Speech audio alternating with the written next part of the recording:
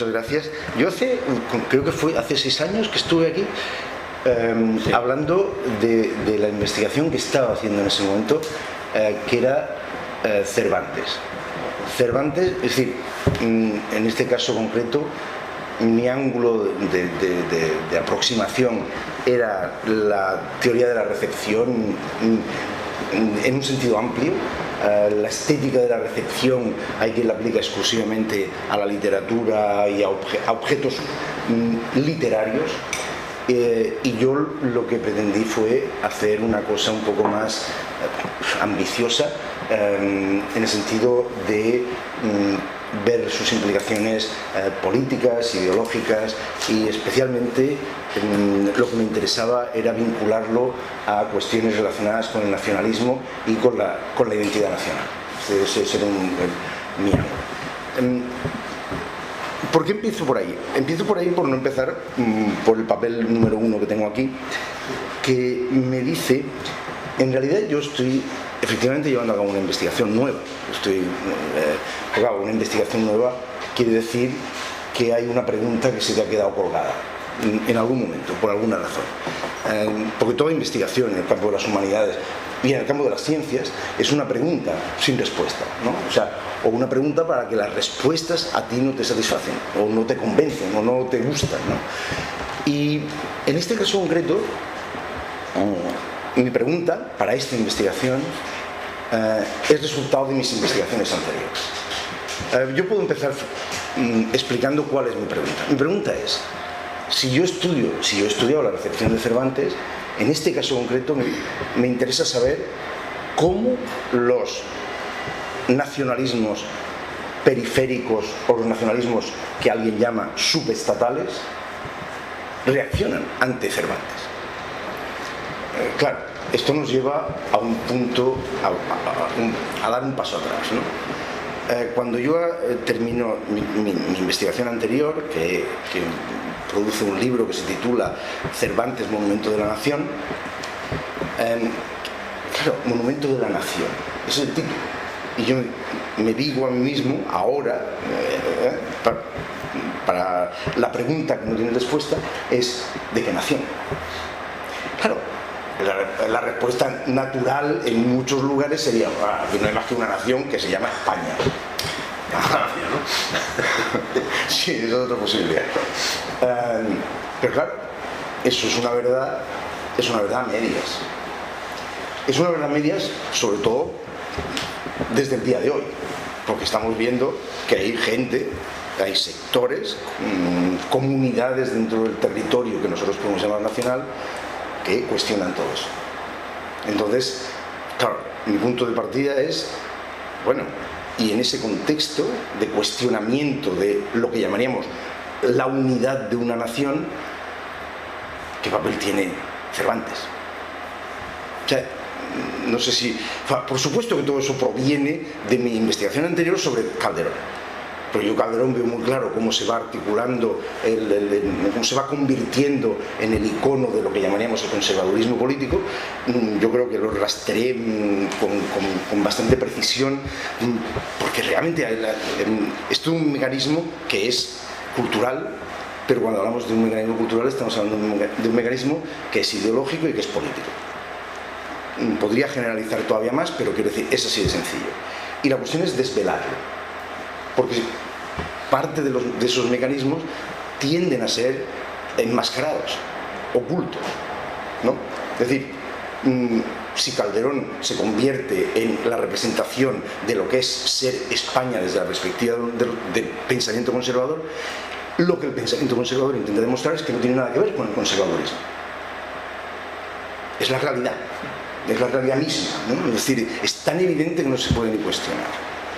Por tanto, mi investigación lo que me llevó en ese momento fue justamente a demostrar cómo sí hay una implicación política, partidista, directamente en la conversión de Calderón en un icono del conservadurismo, o en el caso de Cervantes. Es decir, cómo Cervantes se convierte en un determinado momento y, insisto, desde la perspectiva española,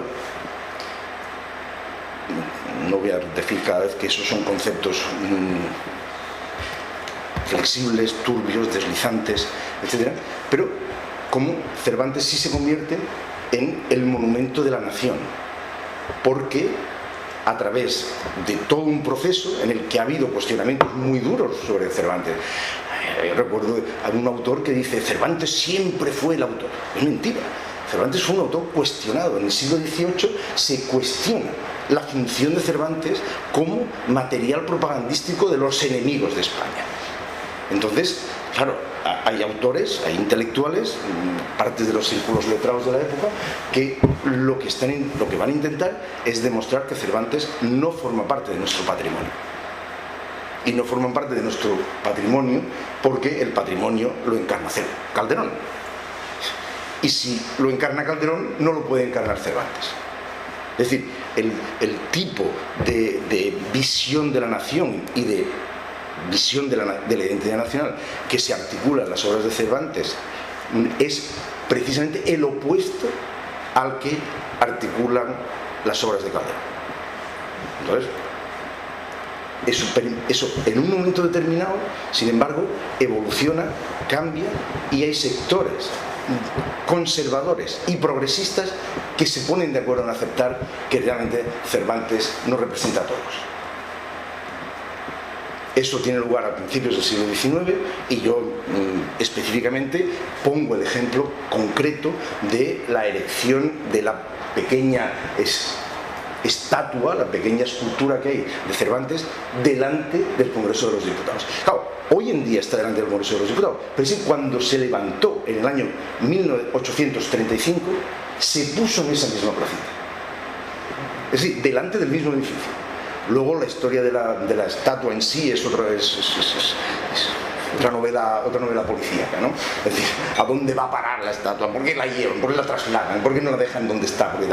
¿Por qué es tan pequeñita, ¿no? Es decir, se puede decir todo lo que se quiera, pero el hecho real es que en 1835, cuando de alguna manera comienza la construcción de la democracia de una manera más o menos prolongada, Cervantes está ahí. Yo por eso digo, se convierte verdaderamente en el monumento de la nación. Y entonces llegó. ¿Y qué hacen los nacionalismos? Claro, los nacionalismos me obligan a mí a visitar ¿qué?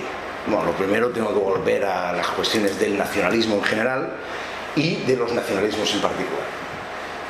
Quiere decir, supongo que, no sé en qué medida vosotros estáis familiarizados con todo eso, pero quizá podéis recordar que en un momento determinado fue Borja de Riquer, un historiador de la Universidad Autónoma de Barcelona, que planteó la debilidad, la insuficiencia del nacionalismo español para nacionalizar a los pueblos de España. Es decir, él lo que venía a decir es que los nacionalismos surgen porque los nacionalismos periféricos surgen porque el nacionalismo central español no ha funcionado bien, no ha sido lo suficientemente fuerte. Entonces, claro, se ponen los ejemplos de Francia, se ponen los ejemplos de Inglaterra, incluso de Alemania, muy erróneamente, pero digamos. La idea de que el nacionalismo español es débil, entonces va a permear la labor de toda una escuela de historiadores. Entre ellos, el más destacado sin duda sería José Álvarez Junco. O sea, Álvarez Junco parte, y toda su Mater Dolorosa, que es un tocho de 800 páginas, lo que trata de demostrar es precisamente la debilidad de ese nacionalismo. Bueno, luego aparecen otra escuela que va a cuestionar esa visión y demostrar un poco el planteamiento contrario, que es España funciona a lo largo de todo el siglo XIX en el proceso de construcción del nacionalismo español de la misma manera que funciona en Francia o que funciona en Inglaterra. Es decir, los mecanismos son prácticamente idénticos. Eso no quiere decir que estemos hablando de realidades sociales, económicas y políticas idénticas, porque no lo son. Pero el énfasis que había puesto Borja de Riquer y Álvarez Junco, por ejemplo, en el peso de la Iglesia, en el peso del conservadurismo fernandino y carlista, etc., todo eso tiene sus paralelos en los demás países de Europa Occidental. Y eso es una realidad. Por lo tanto, la conclusión a la que más o menos llega esta otra corriente va a ser un poco la normalidad de España. la normalidad específicamente en cuanto a la construcción de ese nacionalismo. Por tanto, el surgimiento de los nacionalismos hay que verlo como consecuencia de otros factores, no de la debilidad del nacionalismo. ¿De acuerdo? Claro, yo aquí voy a ver qué. Yo aquí me apunto una serie de cosas. ¿Cuáles son los factores en Europa que condensan no la aparición de los nacionalismos periféricos españoles, sino de algunos nacionalismos? Pues la gente parece olvidar que Italia no existe, Alemania no existe. Es decir, y existe el Imperio Austrohúngaro, que una mezcla, un batiburrillo más extraño y confuso que ese no existe. Entonces, lo que nos encontramos es con que hay países que tienen que construir su nación-estado, y hay países que tienen que construirse fuera de un marco imperial como el Imperio Austrohúngaro. Entonces, yo lo que se relaciono es la presencia de esos nacionalismos. Otro factor crucial, que es el cambio, podemos decir, en el paradigma cultural que representa el romanticismo, con la idea del Volksgeist, la idea de las literaturas nacionales, del espíritu popular de las naciones, etc., que refuerza los sentimientos que ciertas comunidades pueden tener en sus respectivos ámbitos. Todo esto volveré con la idea de la lengua y la cultura como factores clave en todo el surgir, todo el desarrollo de esos nacionalismos. Claro, por supuesto, yo añado un factor que me parece clave, y es una perspectiva marxista que no se puede dejar de lado. Es decir, estamos hablando del desarrollo del capitalismo, del desarrollo, por tanto, del mercado único para el desarrollo de las fuerzas productivas y, por tanto, el espacio para el reforzamiento de poder de las clases dominantes, de las clases de la burguesía en términos generales, que se convertirá más tarde en el capital financiero, en el capital industrial, en fin, etcétera, etcétera. Claro, es verdad que en España hay unas circunstancias un poco particulares. Claro, son particulares porque nosotros las conocemos directamente. La guerra de independencia. Sí, estamos hablando del final de las guerras napoleónicas, no estamos hablando de una guerra específica de España. Las guerras napoleónicas afectan a toda Europa. Claro, pero del final de esa guerra nos encontramos con Fernando VII. Y por tanto nos encontramos con una política absolutista, conservadora, a ultranza, que se rompe en el año 20, que se rompe en el año 33, etcétera, etcétera, ¿no? Ese es un factor. Pero claro, también es verdad que sucede la pérdida del imperio. Volvería a hablar sobre el tema del desastre que, curiosamente, los círculos intelectuales españoles sitúan exclusivamente en el año 98, cuando en el año 98 lo que pierde España son, vamos, o sea, cacahuetes. Cuba. Sí, pero Cuba no es nada. Oye, en comparación con toda América del Sur. O sea, es que perder toda América del Sur es realmente perder un imperio. Perder Cuba, Puerto Rico y Filipinas es un imperio venido a menos. Esa es la realidad. Estoy hablando no estoy hablando solo a nivel territorial, estoy hablando a nivel de lo que son riquezas. Y eso es una realidad. Claro, que eso influye, hay quien dice, claro, influye en los recursos de que dispone la metrópolis para poder seguir su proceso de construcción nacional, ya a nivel de nación-estado. Sí, es verdad, hay una modificación, pero eso no quiere decir que sea una modificación tan radical en comparación con los demás países de Europa occidental. Claro, en ese contexto es, insisto, final de las guerras napoleónicas, paradigma romántico, pérdida del imperio, desarrollo de la burguesía nacional, aparecen las manifestaciones regionalistas, nacionalistas de los espacios, llamémoslo así, periféricos.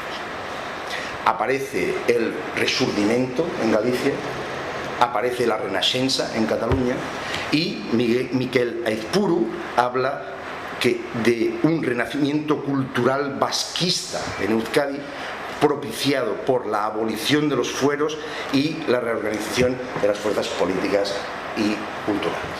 Estamos hablando ya de después de la década del 70, de 1870. ¿Vale? Pero lo que quiero decir con eso es que la primera aparición de lo que podíamos llamar sentimientos, signos diferenciales de esas que alguien llama las tres naciones históricas de la península, aparecen a nivel cultural. Eso es lo primero que aparece.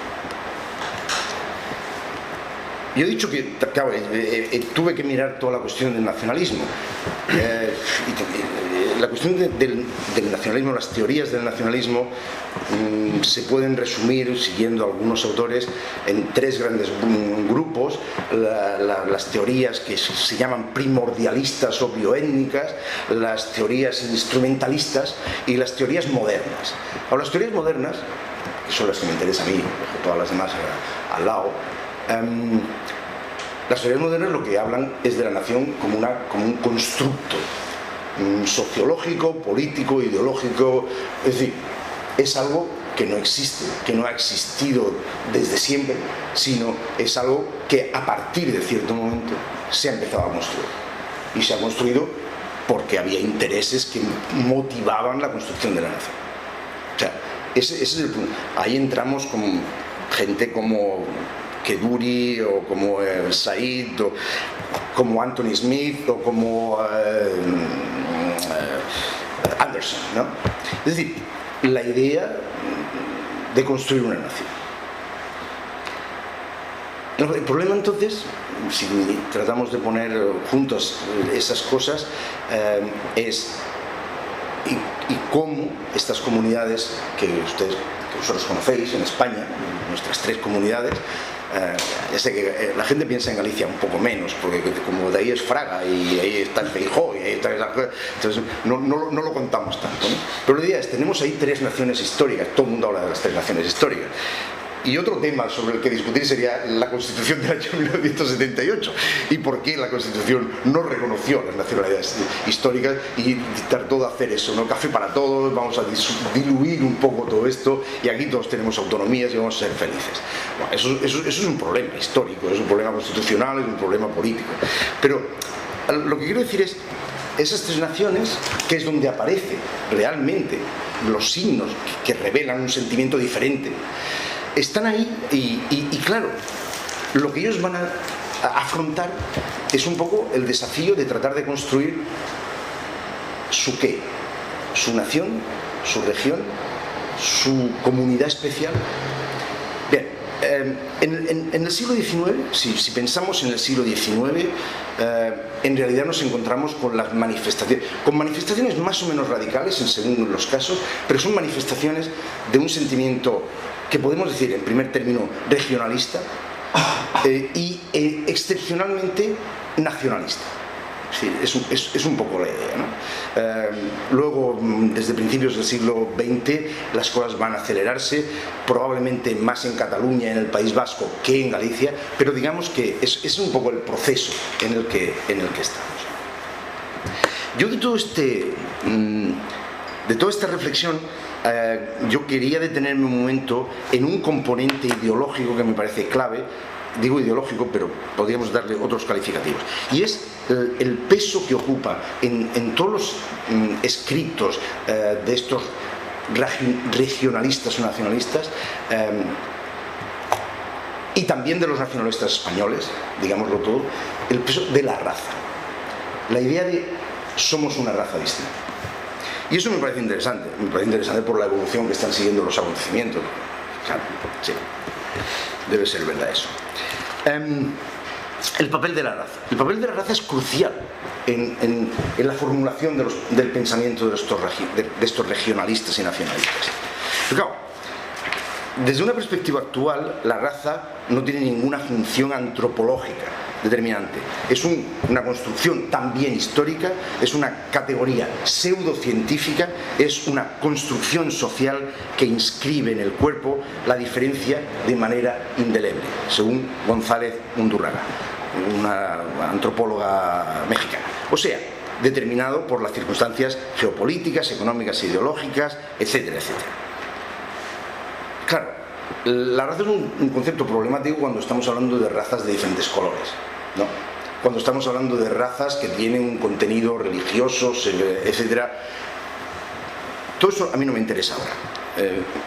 El problema es que la raza está en la esencia de la articulación de los nacionalismos. Yo, en lo que tengo escrito aquí, evidentemente relaciono el papel de la raza con toda una evolución que arranca del Renacimiento, con De la Porta, que sigue en el siglo XVIII con Lafayette y que luego llega al siglo XIX con Gall, pero sobre todo con Cesare Lombroso. Pues Lombroso va a ser la persona que va a tratar de justificar científicamente, entre comillas, que nuestra raza, por tanto nuestros rasgos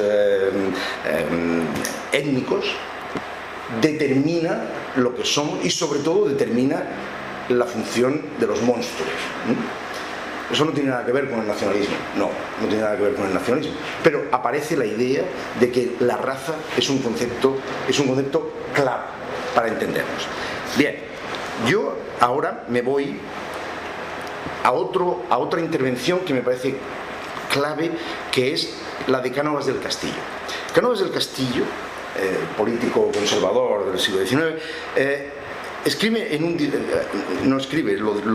lo dijo en un discurso que pronunció el 6 de noviembre de 1882, que las razas no son sino variedades, cuando más, de la humana especie, variedades que las primitivas condiciones de vida imprimían física más bien que moralmente en los hombres.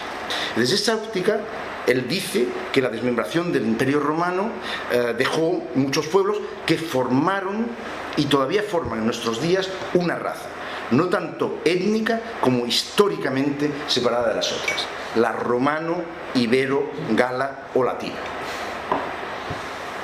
Como veis, es una especulación como cualquier otra. Pero entonces, Juan Valera, en un otro discurso de 1904 en la Academia de Ciencias Morales y Políticas, se opone a Cánovas y dice: yo no creo que haya la tal raza latina en contraposición a la germánica. La división es en cierto modo caprichosa y esa separación de las naciones europeas en latinas, germánicas y eslavas solo vale para crear nuevos odios y rivalidades, con fundamento falso y sofístico, sin estrechar por eso la amistad de unos pueblos con otros ni lograr que fraternicen. Entonces aquí tenemos ya un planteamiento de la función de la raza. Pero las elaboraciones sobre la propia raza que luego emergen en los discursos nacionalistas son, sin embargo, una de las piezas clave de su argumentario. Estamos hablando, claro, en la reivindicación de la nación estamos hablando de un proceso por el que se construye lo que podemos llamar la sacralización secular de la nación. Bien, yo me podría extender ahora en ver cómo algunos teóricos, algunos escritores, algunos intelectuales elaboran este concepto desde las diferentes comunidades. Por ejemplo, hay diferentes posturas muy marcadas entre un autor gallego como Manuel Martínez Murguía, el marido de Rosalía de Castro, por si alguien no lo localiza, Valentí Almirall en Cataluña o Sabino Arana en Euskadi. Que son posiciones muy distintas las que adoptan con respecto a la raza. Es un tema interesante, pero es un tema largo.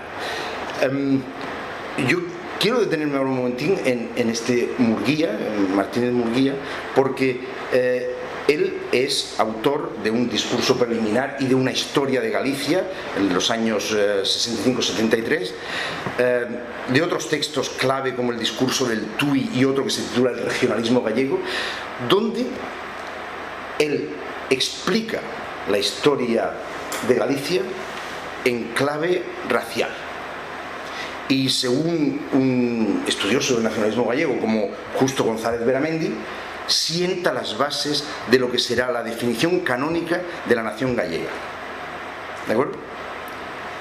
Para Murguía, dice, la raza celta, el tronco ario y reforzada después por el aporte suevo, se asentó en el territorio galaico, conservó casi intacta su pureza hasta hoy, y curiosamente, él le niega esa pureza a los demás pueblos peninsulares, porque, según él, los demás pueblos están contaminados por la sangre semítica y africana.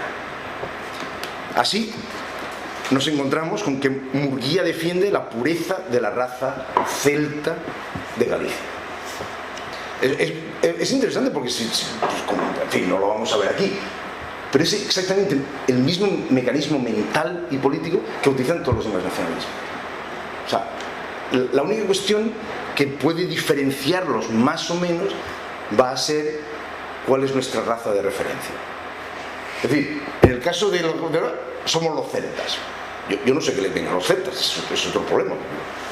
Entre nosotros, aparte de Asterix, yo no sé exactamente qué ven que los celtas. Pero digamos, nosotros no somos españoles, o sea, nosotros no somos ese pueblo mezclado de sangre, bastardas y todas reprobables, sino que nosotros descendemos de los celtas y nos hemos mantenido vivos.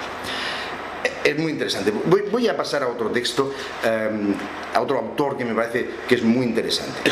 Claro. Y aquí ya yo puedo hacer intervenir la cuestión de Cervantes. Porque en 1905, en realidad es en 1903, a principios de diciembre de 1903, en el Imparcial se publica un artículo de Mariano de Cavia en el que él convoca a todos los españoles a celebrar el tercer centenario de la publicación de la primera parte del Quijote. Estamos hablando de 1605, estamos anunciando una celebración para 1905. Lo primero que hay que tener presente, aparte de otras cosas, es que entre 1605 y 1905 ha pasado 1898.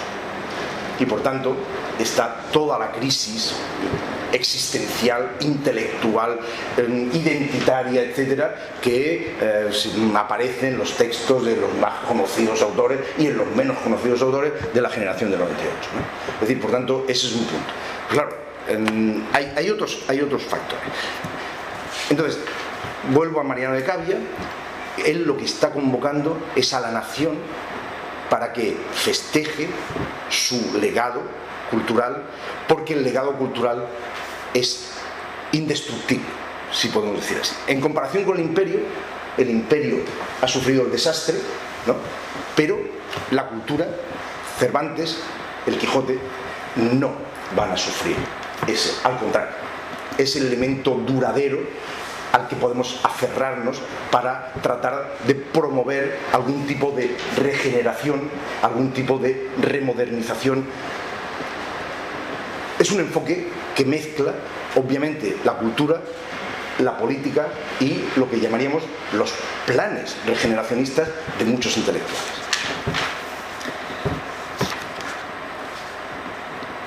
Como ese llamamiento es un llamamiento a la nación, tiene una acogida diversa o diversificada según dónde. Específicamente en Galicia, claro, uno va y hace su búsqueda, ¿no? Yo estoy haciendo mi investigación, yo tengo que hacer mi búsqueda. ¿Y qué es lo que me encuentro? Me encuentro el centenario del Quijote en Galicia. Hay un libro que se llama El centenario del Quijote en Galicia, 1905. ¿Qué pasa ese año?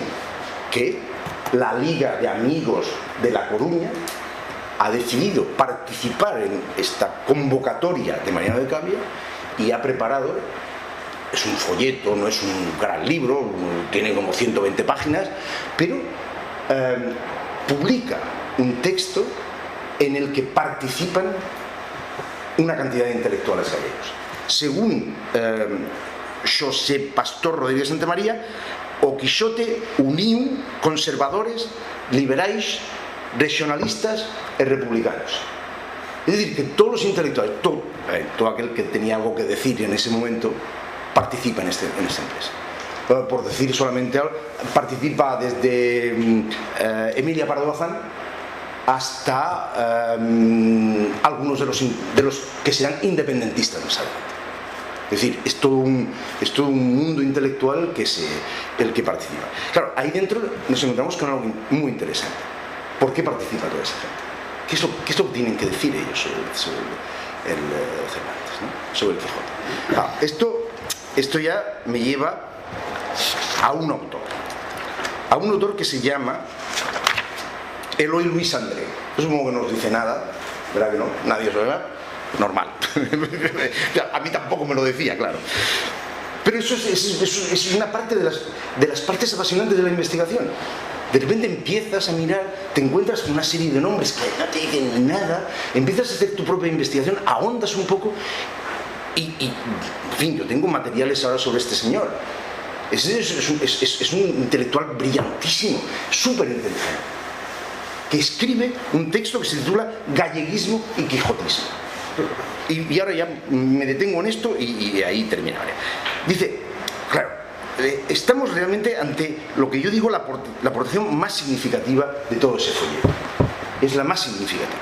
Y lo es porque Eloy Luis André confronta el quijotismo en su relación con la raza. Puesto que Don Quijote, dice, es un vástago típico de la raza española y de manera concomitante del espíritu nacional, que es una manera de aludir a la identidad española, ¿no? Es decir, Luis André entonces empieza con una censura a la celebración, etcétera, y establece una equiparación del quijotismo que le va a servir como referencia para todo su trabajo. La pregunta que se hace ese autor tiene que ver con la región, que es Galicia, y el espíritu de la región. Dice: en vano ahondo por ver matices de mentalidad pletórica de ilusiones, embriagada por su gestión con grandezas. Fíjense que esto revela una lectura del Quijote. Entonces él se pregunta, ¿qué hay de quijotesco en Galicia? Por tanto, ¿qué hay de español en Galicia? La cuestión es saber si en Galicia se ha enterrado a Don Quijote, pero la realidad es que el alma de Don Quijote, dice, nunca arraigó en el alma gallega. Estamos en un territorio de reflexión que es sobre el Quijote, que es cultural, que tiene que ver con 1905, pero que tiene que ver también con la realidad de nuestra región o de nuestra nación. Eso ya lo veremos. Busquemos la entraña del quijotismo en la raza, dice. Arraiguemos el quijotismo en las almas regionales, hijas del alma nacional. Región, nación, ¿dónde están los límites? El verdadero interrogante para él empieza ahí. ¿Puede injertarse el alma de Don Quijote, llena de ilusión, de grandezas, lo que decía antes, en nuestra alma gallega, que en basamento de vulpejería está asentada? Vulpejería. Claro, la palabra vulpejería no existe. O sea, no existe en castellano, no se puede buscar en el diccionario porque no aparece. Pero deriva de vulpes, zorro. Porque el alma gallega es el campo en el que se muestra la tensión, dice él, entre el lobo y el zorro. No, es genial, no tiene nada que ver con el Quijote. Es decir, lo que él nos está convenciendo es de que el alma gallega no es alma española. Pero eso no quiere decir que hasta cierto punto considere que el alma gallega es superior al alma española o al alma quijotesca, ¿no? Es decir, está reflexionando sobre ese tipo de cosas. En realidad, yo digo que Luis André no habla aquí del pueblo gallego como una unidad cuando habla de los zorros y los lobos, sino que se refiere claramente a los sectores dominantes, a las clases poderosas de Galicia. En el prólogo a otro libro que se llama Galleguismo, esto ya es una ampliación de mi indagación, estas características aluden a lo que él dice los amos, para quienes la fuerza brutal o la astucia, la del lobo y la del zorro, aplasta, amedrenta, engaña y domina. O sea que aquí lo que hay es un posicionamiento político también, lógicamente. No es en Castilla donde hay que buscar el alma madre del espíritu gallego, dice, sino en el norte. Emparentamos espiritualmente más con la Galia, con Francia, que con Castilla, dice el autor. Del mismo modo que Valentí Almirall contemplará la identidad catalana más próxima a la inglesa que no a la española. Y Sabino Arana ya va a considerar que lo que sería la raza vasca es la excepción, es decir, es una raza incomparable que no se puede poner en relación con ningún otro. Bueno, para terminar con Luis André, él va a volver a reflexionar más tarde sobre el Estatuto de Galicia y otros asuntos relacionados con el galleguismo. A mí me interesó un trabajo suyo que se titula ¿Somos una nación o somos una colonia?, donde él arranca de una definición de la nación que toma de un tal Fischbach para imaginar como una comunidad humana articulada por la raza, la lengua, la cultura y por la conciencia de una solidaridad interdependiente, de una solidaridad colectiva, que garantiza políticamente la forma de un Estado. Pero un Estado que puede ahogar a la nación o ser su forma más adecuada y perfecta. O sea, su reflexión es una reflexión que no es de militantismo independentista o ni siquiera nacionalista. Es una reflexión intelectual sobre hacia dónde, cómo, qué es la nación y qué podemos hacer nosotros con respecto a la nación. Insisto, su primera intervención es la que forma parte de ese folleto titulado El Centenario del Quijote. Y luego él la prosigue y la va a seguir desarrollando hasta el final. En ese mismo folleto, ya he dicho, escribe el Pardo Bazán, que no me interesa ahora porque es un texto muy flojo, pero sí me interesa mencionar a otro autor que, republicano, masón, obrerista, médico, naturalista y maestro, que escribe un texto llamado Don Quijote Redivivo. ¿Y quién es Don Quijote Redivivo? Nos habla de un Quijote gallego que no leyó libros de caballerías, sino los de Proudhon, Marx, Kropotkin y Tolstoy, que quiso poner en práctica por todas partes lo que había leído, promoviendo huelgas, motines, asonadas y manifestaciones sin cuento. Y este Quijote no tiene otra dama que la libertad, la gracia y el amor universal.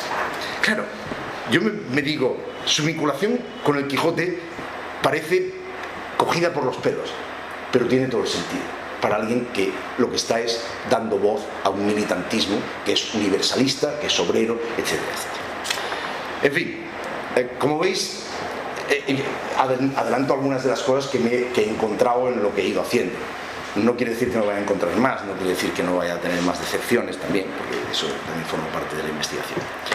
Pero ahora me toca seguir trabajando.